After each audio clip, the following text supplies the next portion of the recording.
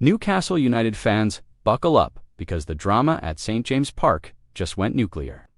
Alexander Isak has dropped a bombshell that could change the future of the club, and the dressing room is split right down the middle. Bruno Guimaraes, Anthony Gordon, and the rest of the squad are they backing Newcastle or siding with Isak? Stay with me till the very end, because this saga is getting crazier by the hour, and I'm going to break down exactly what's happening behind closed doors. Quick reminder before we dive in, smash that like button if you love football drama, subscribe so you never miss the latest breaking stories, and drop your thoughts in the comments.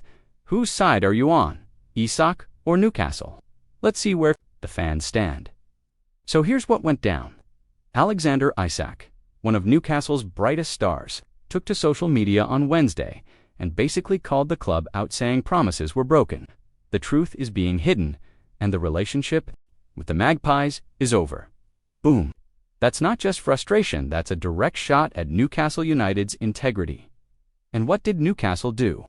They clapped back with their own statement, making it clear, Isak is not going anywhere unless Liverpool or anyone else is willing to drop a record-breaking £150 million.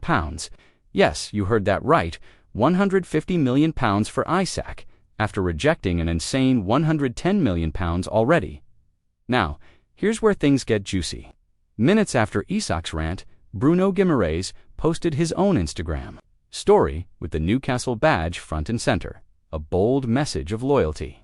That wasn't just a random post, that was Bruno drawing a line in the sand. Sources say it's his way of saying, I'm with Newcastle, I'm not with Isak on this one. And guess what? That one post exposed what's really going on in the dressing room. Some players are backing Isak, others are sticking with the club. And if you've been around football long enough, you know when the dressing room splits, things can turn toxic fast. But what do you think, football fans? If your star striker went public with such an explosive statement, would you forgive him with a public apology? Or should Newcastle cut ties and cash in while they can? Comment below. I want to see where you stand, because this debate is tearing the fan base apart, just like it's tearing the dressing room apart.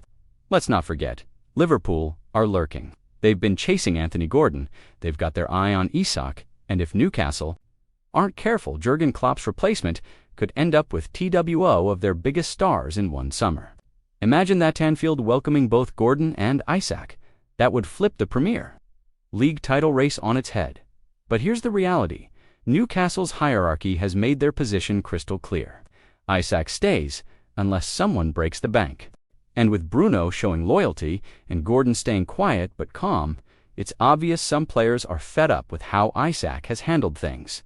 Could this end with a public apology from Isak, as Keith Wines suggested? Possibly, but the bigger question is what kind of damage has already been done. Even if he stays, does this fracture heal, or does it fester all season long? Guys, this is one of the biggest transfer sagas of the summer. Don't just watch, be part of the conversation. Hit like if you think Newcastle should hold firm. Subscribe if you believe Liverpool can still pull this off, and comment below, because your opinion is just as important as the pundits. Trust me, the debate is on fire, and I want you right there in the middle of it. To wrap this up, Newcastle versus Isak isn't just about one player. It's about loyalty, money, and the future of the club.